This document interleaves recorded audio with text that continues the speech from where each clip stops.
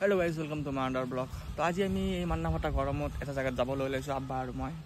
तो कत जाए आसो गम पा ब्लग तो चाई थक। और आज एट कथा कौ मैं मोर ब्लग बनाते जो क्या भूल हो अपने मैं नतुन ब्लगार अलमान टिप्स दी और पारे जी तो ब्लग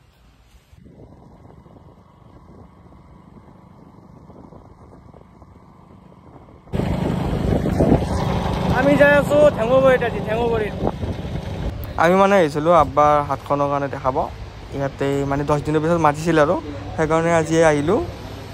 এই ডক্টৰে এতিয়া কথা পাতি আছে কি কয় কি মেডিচিন দিয়ে চাও ৰব। মেডিচিন দিছে তো দিছে এক মাহৰ খৰচা গোটেই লৈ গৈছে সাল্লা যা।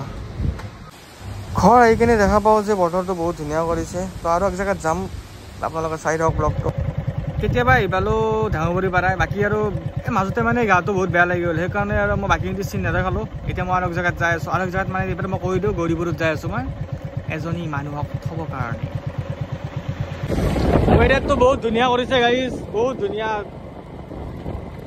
ঠাণ্ডা পৰি গৈছে। ফাইনেলি মানে আজি ৰাজস্থানৰ পৰা আমাৰ অসম আহি পালোঁ।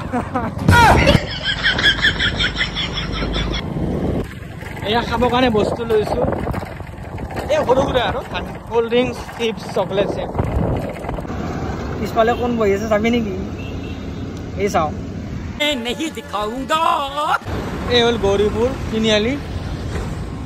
মই আহিছিলোঁ এটা কামত এতিয়া ইয়াতে ঘূৰাও কেনেকৈ ইয়াতে ক'তো ঘূৰাব পাৰে আকৌ জাগাই দিয়া নাই। চালা ৰং চাইড হৈয়ে যাম যি হয় হ'ব বলক গাইছ।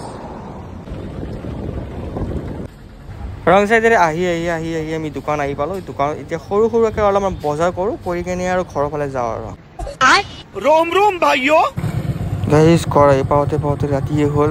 তো মই এইখিনি বজাৰ কৰিলোঁ আৰু তো গাইছ আজি কাৰণে এইখিনিয়ে। ভিডিঅ'টো যদি ভাল লাগিল চাই কেনে লাইক কৰিব ফ'ল' কৰিব আৰু ছাবস্ক্ৰাইব কৰি দিব মোৰ চেনেলটো। Bye bye.